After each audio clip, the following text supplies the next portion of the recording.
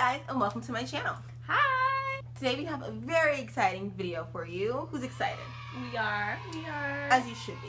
We're gonna have some wonderful college tips coming at you, and it's gonna be about living with roommates, which can be very, very tricky and oftentimes very messy, especially when, people and situations don't really mesh well, as sometimes they just don't. So if you guys are ready, we're just gonna jump right into it. Are you ready? You sure are. I am ready. She's ready. The first question we're gonna answer before we get to our tips is, what is it like living with roommates? What's it like living with roommates? Well, you're not bored. You always have entertainment whenever you need it. I like it. It's actually really fun. You get to have roommates, right? Right. She is one of my roommates, which I don't think that we established that, but yeah. Yeah, living with roommates, it can be really, really fun, but it can also be really miserable, honestly. Just depends on who you are and who you get. It also depends on where you're living. It's usually a lot easier to deal with people that you live with if you don't live in the same room. We've both lived in dorms already. And this year is our first year actually living in an apartment off campus. And dorm life wasn't always, the worst, but it also wasn't always the best.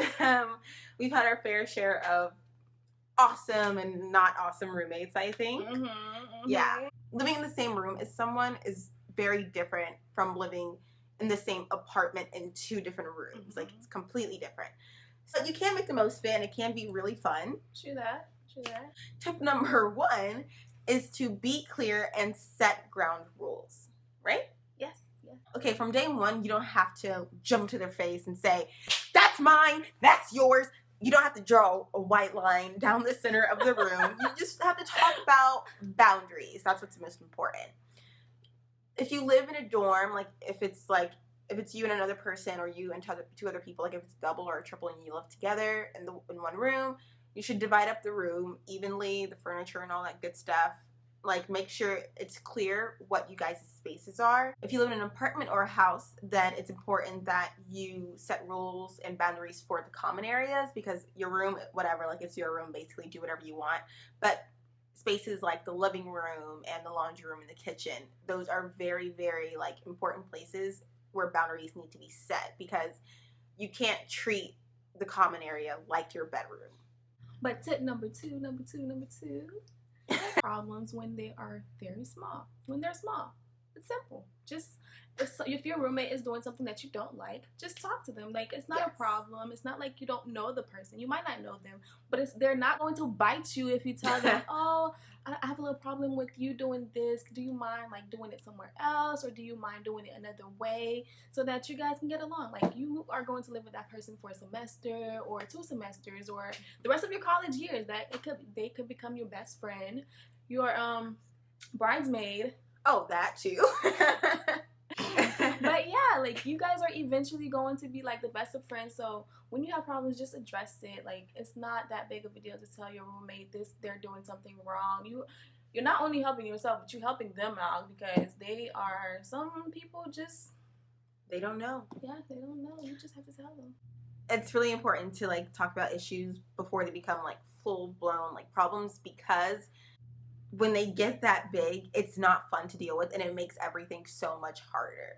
Just get it while it's small. It'll be so much easier to deal with, and then especially if you do it early, it'll make the entire rest of your living together so much easier. And then you don't want, if you have an issue with something and you don't talk to them about it, you don't want it to fester in you for 4 months or 8 months or 12 months, because then you're going to be this bitter person, and they're going to not even know that anything's wrong. Yeah, they're just going to be going on about their day oh, I have this great roommate, she never says anything to me. Yeah. And then you're going to be to your friends oh my god, I have the worst roommate. And that's never fun. So is that how you feel about me? Child. Tip number 3, be respectful. That's kind of something that you should be doing anyway. Be respectful. That's it. There's no other way around. Be respectful. It encompasses being respectful to your roommates and to your roommates' things. It also means that you can't take advantage of them. So if someone says, yeah, it's fine, you can use a couple of these things every now and then, if they say, oh yeah, it's fine, you can have some of my bananas, or sure, you can use my desk sometimes, it's still their desk, and those are still their bananas. Don't eat the entire bunch of bananas when they say you could have a couple. don't completely take over their desk and be like, oh, now I have 2 desks. No, because it's still their desk.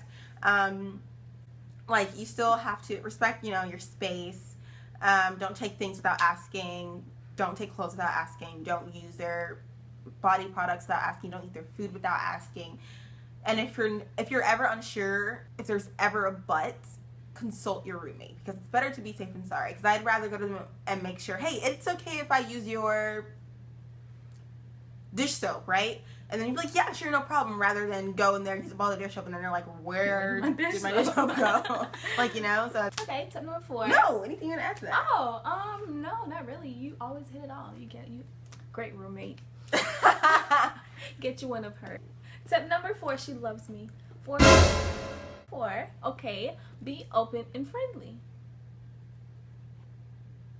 Yeah, I think it's really important that you're open and friendly to your roommates, especially like if you're a freshman just heading into college, and if you have random roommates, because you might have already established friend groups, or you might not really be that into like trying to be best buddies, but it's always nice to be friendly. It makes everything a lot more pleasant, and you should be really open to the new experience and to new people, because you never know what they can bring to the table. We can always, learn something from other people, or we can always gain new experiences through other people. It just makes everything a lot more pleasant.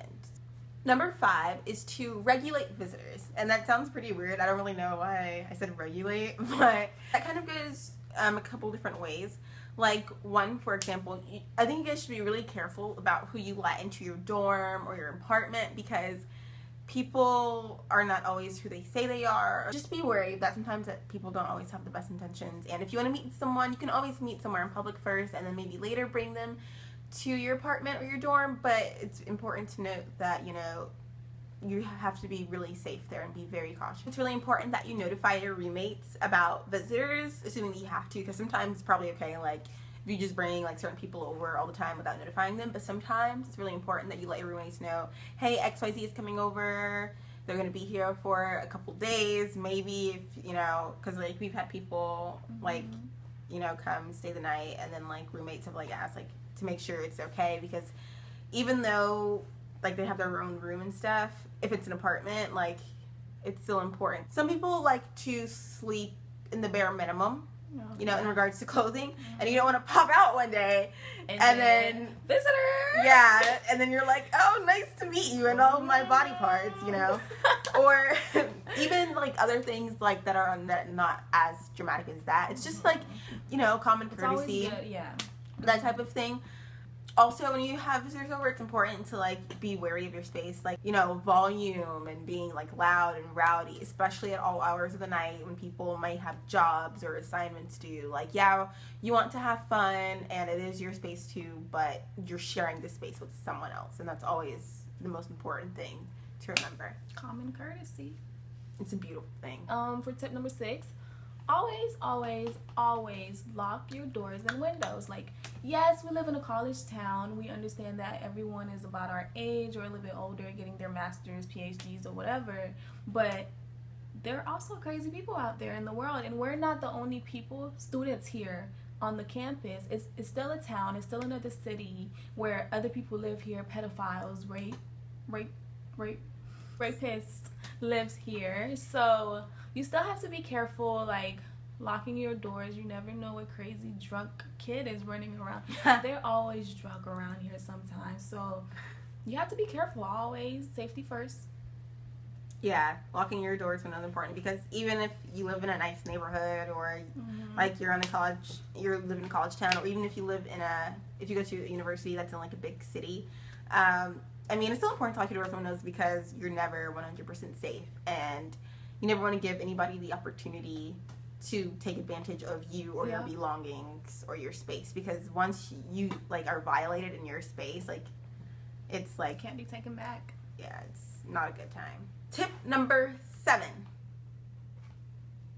Tip number 7 is to maximize your space, and this applies if you live in like an apartment or a house, but also it's very, very helpful if you live in a dorm. Maximizing your space is something that I think can make living with other people a lot easier.